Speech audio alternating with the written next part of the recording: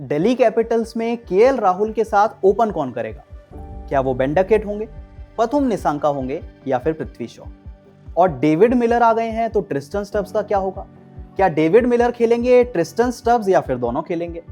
और Mitchell Starc के साथ लीड पेसर कौन होगा? क्या वो आकिब नबी होंगे, लुंगी एनगीडी होंगे या फिर काइल जेमिसन? तो चलिए सबसे पहले आप ही बता दीजिए कि आईपीएल 2026 में दिल्ली कैपिटल्स की जो बेस्ट प्लेइंग 11 है वो क्या बन सकती है। पहले आप ही बता दीजिए कमेंट करके। और अगर आप बजर बट्टू स्पोर्ट्स पे पहली बार आए हैं तो चैनल को सब्सक्राइब जरूर कर लीजिए। नमस्कार, मैं हूं अंश शर्मा और आप देख रहे हैं बजर बट्टू स्पोर्ट्स।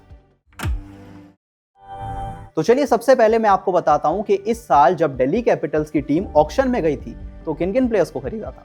अब देखिए, सबसे पहले अगर दिल्ली कैपिटल्स के टॉप बाय की बात करें तो वो डेविड मिलर थे।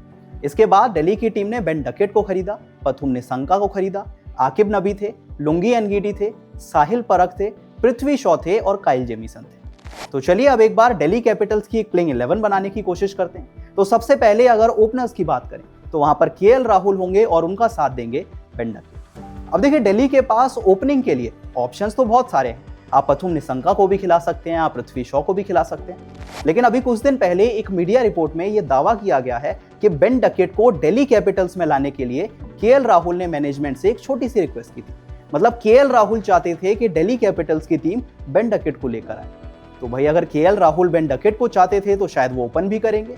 और इसी वजह से ऐसी उम्मीद कर सकते हैं कि निसांका होने के बाद भी, पृथ्वी शॉ होने के बाद भी केएल राहुल के साथ जो खिलाड़ी ओपन करेगा वो बेन डकेट होंगे।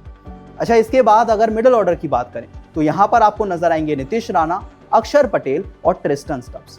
अब वैसे अगर दिल्ली कैपिटल्स के आप पिछले सीजन के परफॉर्मेंस को देखेंगे तो एक छोटी सी समस्या नजर आएगी कि इस टीम के पास कभी भी ऐसा रिलायबल प्लेयर नहीं था जो कि नंबर 3 पे सारे मैचेस खेलता हुआ नजर आए।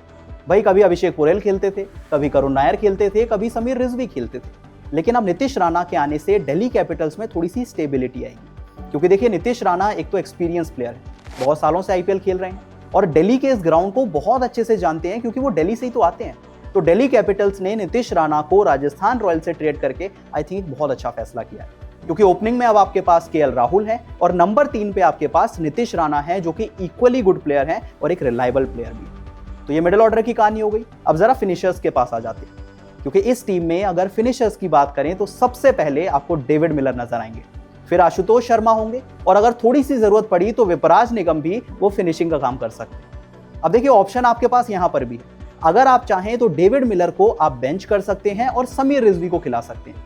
इससे आपको ऑप्शन मिलेगा कि आप एक एक्स्ट्रा ओवरसीज पेसर भी खिला पाएंगे।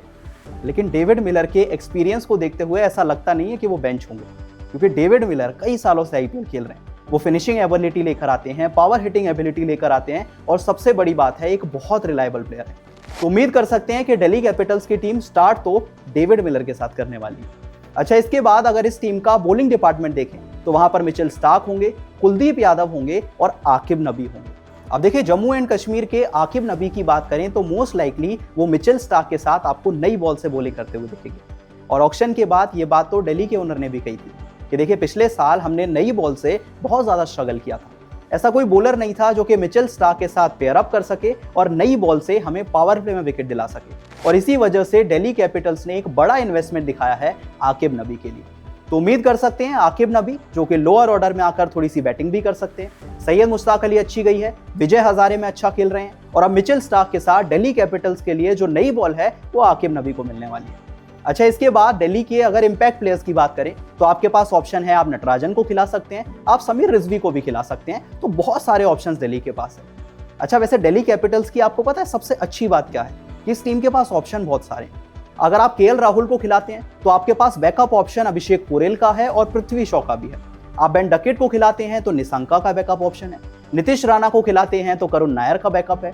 आशुतोष को खिलाते हैं तो समीर रिजवी का बैकअप है। स्टार्क को खिलाते हैं तो एनगीडी का बैकअप है, जेमिसन का बैकअप है। और आखिर में अगर आप टी नटराजन को इंपैक्ट प्लेयर में लाते हैं तो उनका भी बैकअप है आपके पास, जो कि मुकेश कुमार होते हैं। मतलब सोचिए, दिल्ली कैपिटल्स की जो प्लेइंग 11 है वो कितनी स्ट्रॉन्ग नजर आ रही है। इसके अलावा इस टीम के पास बैकअप भी है और बैकअप के भी बैकअप। और यही वजह है कि कई एक्सपर्ट्स ने यह प्रेडिक्ट किया है कि अगर दिल्ली कैपिटल्स अपने पोटेंशियल पे खेलती है तो आईपीएल की अपनी पहली ट्रॉफी जीत सकती है।